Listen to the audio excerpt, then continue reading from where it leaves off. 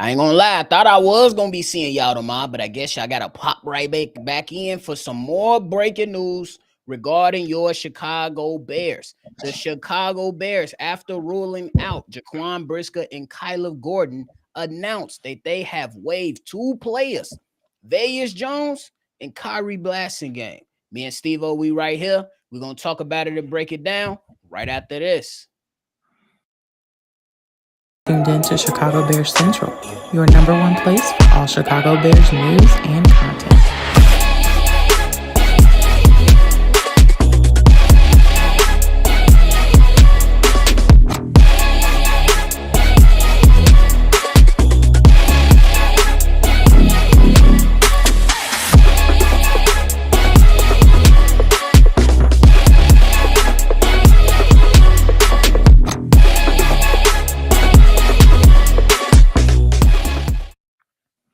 What's going on, ladies and gentlemen? Welcome back to another breaking news live from Chicago Bears Central. If y'all tuned in with us for the first time, welcome in. Hit that like button and subscribe for our people that came right back after we just ended the last breaking news episode. Welcome back again. Stevo, what's the word, man? Man, what's good, man? Hey, they saying that the Chicago Bears, after having Velus Jones be a healthy scratch since pretty much game one of the season and have not looked back, they waive him and they waive Khari Blasingame. Before we start diving into the nitty-gritty of everything, what is your initial reaction? This is what happens when you like somebody too long and it bites you in your ass. This is exactly what came to my mind because literally when that thing popped up, I got the alert from Baki because you know that's where we always get our shit from Baki. And that's it. And the first thing that went in my clip, the clip of him, well, Velus, we just got he's too much used to him. And then the second clip. Well, we had a trade for him, but we ain't gonna take it.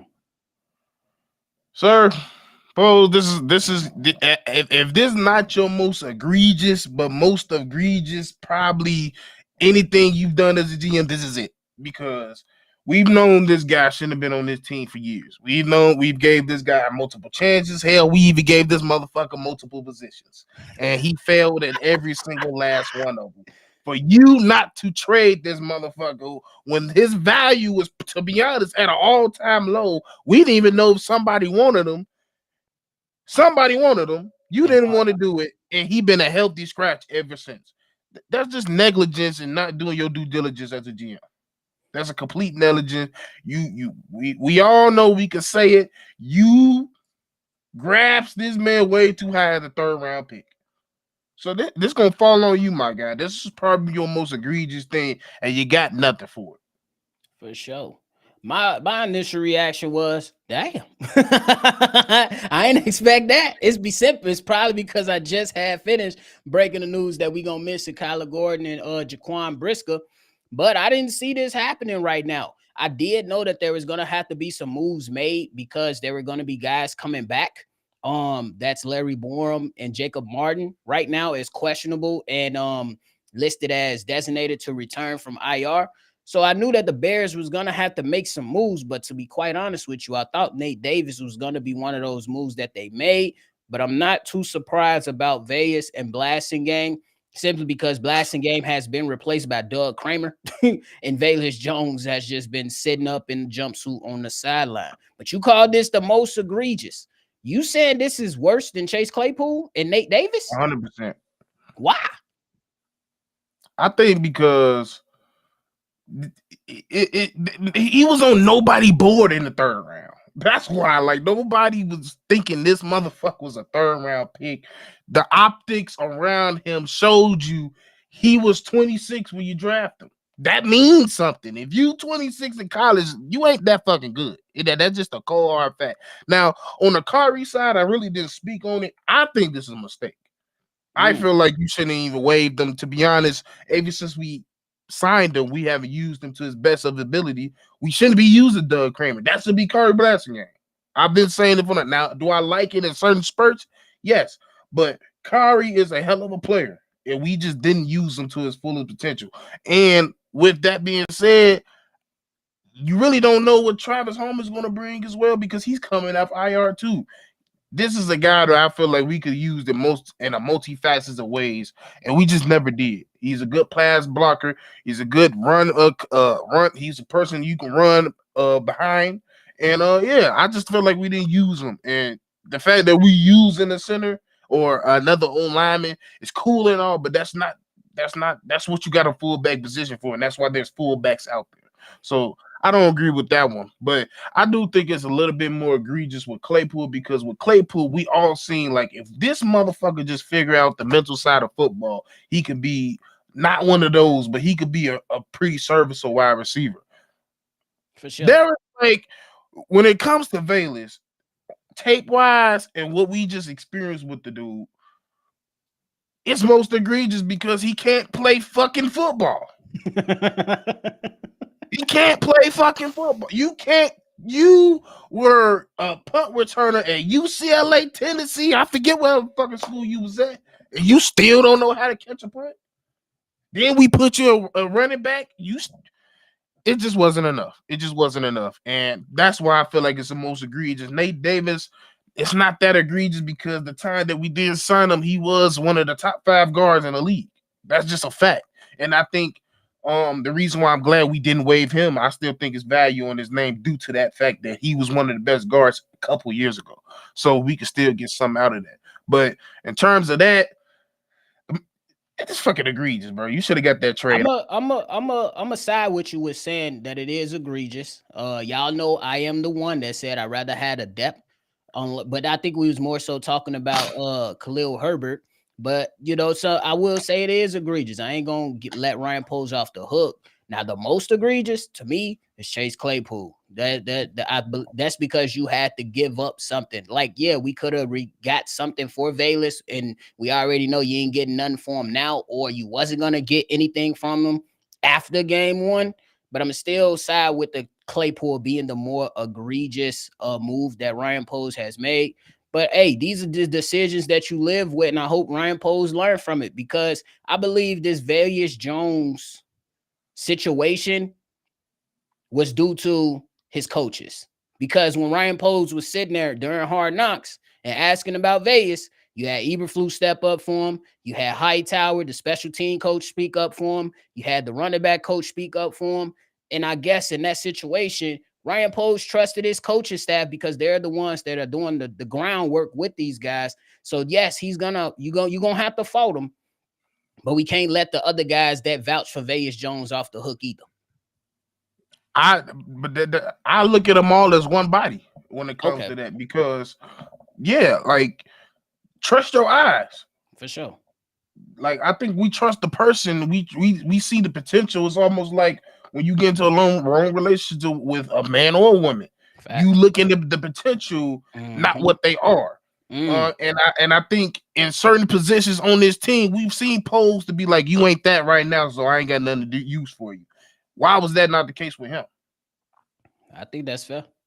And that's my only thing. That's why I felt like it was so egregious compared to the Claypool, because like I said, I still think we got a 6th-round pick out of that situation. You did get something back, so that's fair. We didn't get shit. That's fair. We just got wasted opportunity. And to be honest, you just, as a GM, this is the only thing we can look at you like, bro, what was you thinking? Like, everything else you've done made sense. This is the only, which is a good thing I could say out of his whole tenure as a Bear. There's one decision he's made, which is Velus Jones, where it had everybody like, I don't know what he was thinking when it comes to that. So it's egregious per se, but it's not as egregious as a totality as a GM. So I don't want people to get that misconstrued either.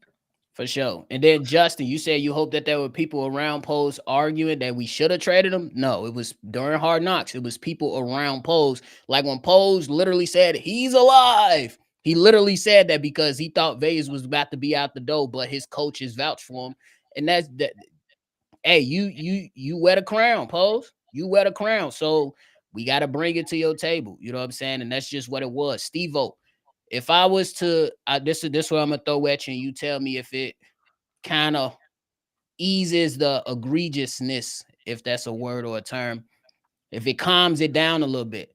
Ryan Poles and his staff, including the head coach, They realized that Velus wasn't it, and they immediately replaced him with a guy like DeAndre Carter, who has been deemed as a valuable piece for the squad. Does that kind of ease it over, or are you saying fuck that? No, it does ease it. Like I think that was my whole critique with Pose is it was more my worry was going week by week the longer you kept him on here because that's saying you're not learning. So I don't care as long as you get to the point to realize he need to go or this situation needs to end. That's all that matters. And he got to that point, and I'm good with that. And it shows that he has the thing to find players that maybe we don't see. But at the same time, with this decision that he's made and let it linger so long, now when it comes to projects in the draft, we're going to be side-eyed at him because we know what projects are in the draft. So we're going to want him now to go more for the sure thing versus every time he pick a project, we're going to be side-eyed at him like, I don't know. You got Velus Jones under your head. So that's the only thing. I had one more thing. How egregious is the decision to keep Dominique Robinson around? Because he was one of Poe's projects too, and he ain't really panning out. I mean, he not really replaying. Is it, or do you kind of look at that situation as different before I ask this other question? I don't think Dominic has did nearly as worst things as Velus did. Facts. That's a fact. And that's what makes it less egregious. Like when it comes to Dominique Robinson, he just had 3 to 4 players come in here and outwork him. That just it is what it is. And with defenses in the past, you've seen that young player once he turned about 25, something just flicks, and something that could be the case with a Dominique. He's getting a little bit older. He's year by year that he's playing under this position because we all know he didn't play this position growing up. Yep. So yeah, like it's still more upside when it comes to Dominique versus a 26-year-old Velus who's been causing nothing but havoc since he got here. That's a fact. He ain't been doing shit but fucking up since he got here. That's a fact. Just on the breaking news, I was like, hey, my man's Velus. We played it. I said, y'all remember the last time we played the Commanders? We whooped them. But then the prior time to that, Velus was one of the reasons we lost. He tried to catch that bitch. I'll never forget that because every time I think of this game, I think of Pat the Designer because he kept on the motherfucker try to catch it like this on his knee. I ain't never seen somebody try to catch a punt return on their knee and a kick return like this, bro. Like why you in proposal position trying to catch a fucking punt, bro? He out there trying to receive punts. I ain't know you could receive a punt. He out there like he on a jug machine. Oh, the real what? For real, with the jug machine, not even pointing up because you could practice. Oh, my mama. Pointing straight at him. Straight at his ass. Look at that. So, bro, hey, I hope you can find your footing on another team because he is an NFL athlete. It just I don't know if he's an NFL player, and that's two different things. Like you can have the athletes, you can have the ability, you can cut, you got the speed, the body. But if you ain't a footballer up here, it don't matter. Yeah, he gonna be another Smith Marset who we picked up, who had issues on another team and then came on this team, and in the game-winning drive, you driving down the field. Fumble. Instead of going out of bounds, you get the ball snatched out of your hands. So Velus, he could bounce back, but he could definitely be another Smith Marset. It wasn't too greedy, it was nobody around him, bro. Like, how do you? It did literally, yo. And I think this is the most egregious one. The last one, I have never seen. I've never seen somebody try to catch a kick return like that, and that bitch go 20 yards forward. I'm like, yeah, you create new ways to fuck up. For sure. But Stevo, question. So we heard about players that could potentially be on a trade block. Does these moves signal to a trade coming, or do you think this is just simply kept to having available roster spots for you guys that are coming off IR? I think it's a little bit of that, and to kind of like answer your question with like, I still think they're still trying to ship out Nate Davis or Dominique, to be honest. Like, I still feel like that's up for discussion with a lot of other teams, and that's another reason. But yeah, we got a lot of people that's coming in. We got Ryan Bates, we got Larry Bourne, We got quite a couple Got the people on long defense. snapper coming back, bro. Long snapper, right? Like, we don't what? got Cole Komet out there long snapping no more. But yeah, like I think it was just to on both sides for trades and just to open up some spot for IR. All right. So then now I want to shift to Khalil Herbert. And the reason I'm bringing this up is because I think with now you letting Velus go, Khalil Herbert gains more value, in my opinion, not only due to the running back, but what he can potentially bring to you in special teams. I think we've seen like 1 or 2 returns from him this season, not many, but those returns, he ain't screw up. And they seem like the main guy is DeAndre Carter. Do you feel like this move adds value or it just kind of remains the same for Khalil Herbert? I mean, we don't personally know what the market is for a Khalil Herbert. For sure. So if he wants to build up that market, special team is a way to go. So he has opportunity to become next to Carter a valuable player in our special teams, and I feel like he will get a lot of looks because we've been notorious not a good special team up until this year. Now we're starting to figure it out. Now people are starting to look at us not as just a look away, like you actually got to take our special team serious. So with him being a part of that, and he, like you said, not messing up, he could play a valuable spot to get him out of here even quicker. I think that's fair. I think that is just some decisions that they got to make. We know Travis Homer has played his fair share of special teams too. So it doesn't, I don't think it raises the value of Khalil Herbert that much, but like King Booker said, it makes Khalil Herbert, in my mind at least, feel a little bit more safer. Mm-hmm. At least for now. I'm definitely not putting Homer back in special teams. That's dark. Bro. That's dark. For real. Hey Shay, you've been doing well these last few weeks. Don't try to tell me Travis Homer about to come in here and do anything. Facts. I don't need no cute shit. Don't do that. Jane, stick to what's work. Stick with what work. For real. But yeah, man, that's pretty much what it is.